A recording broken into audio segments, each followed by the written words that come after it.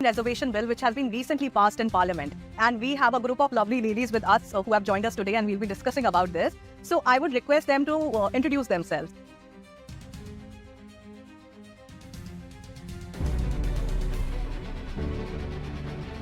India's newly inaugurated Parliament building showcases a remarkable piece of scientific artistry suspended from the ceiling of central foyer.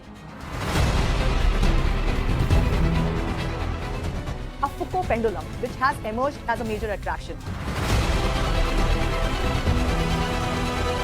It touches the floor of the building as it rotates on its axis, showing unique astronomical event which is rotation of the planet.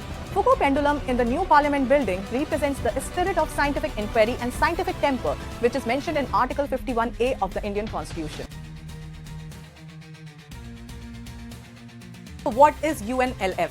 And how and why it was formed. The United National Liberation Front was formed on November 24, 1964. The organization was founded by Talang Lang Kamai, belonging to the Kabui Naga tribe, who served as the president, with Thangpo Pao Singh Sit, representing the Kuki tribe, as vice president, and A. Somorendro Singh, hailing from the Meitei tribe, as general secretary. The founders themselves were from diverse communities of the valley. The organization aimed to advocate the cultural and political rights of the local communities of Manipur during the reign of the Congress government. This also led to the formation of the Manipur People's Army, also known as MPA, in 1990.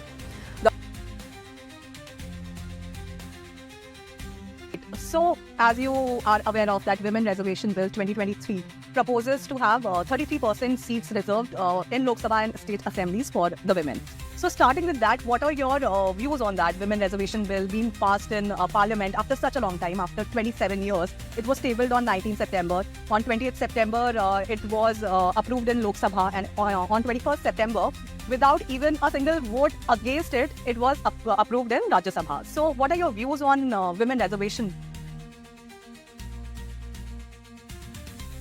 50,000 kilometers of national highways have been added in the last 9 years. As per the data, India had a total of 97,830 kilometers of national highways in 2014-15, which was expanded to 1,45,155 kilometers by March 2023. The nation has seen 28.6 kilometers of roads being constructed every day in 2021-22. India has about 63.77 lakh kilometers of road network, which is the second largest in the world. Kaveri, which was launched by the Ministry of External Affairs in order to help and fly back Indians stuck in conflict zones in Sudan. 362 Indians, including 122 from Karnataka, touched down in Bengaluru on 28th of April. And another 229 Indians, including 125 from Karnataka, landed in Bengaluru on 30th of April. Here, the Indians stranded in Sudan, where civil war is raging, were rescued by Indian authorities and sent by sea and air to Saudi Arabia, from where over 2,000 people have been safely brought home. That is the thing. It is not very individualistic right now, but it is more from the point of view of the country. And when we say point of view of the country, everyone needs to be included. Even people coming from villages need to be included, and people who are from metropolitan, they need to be included.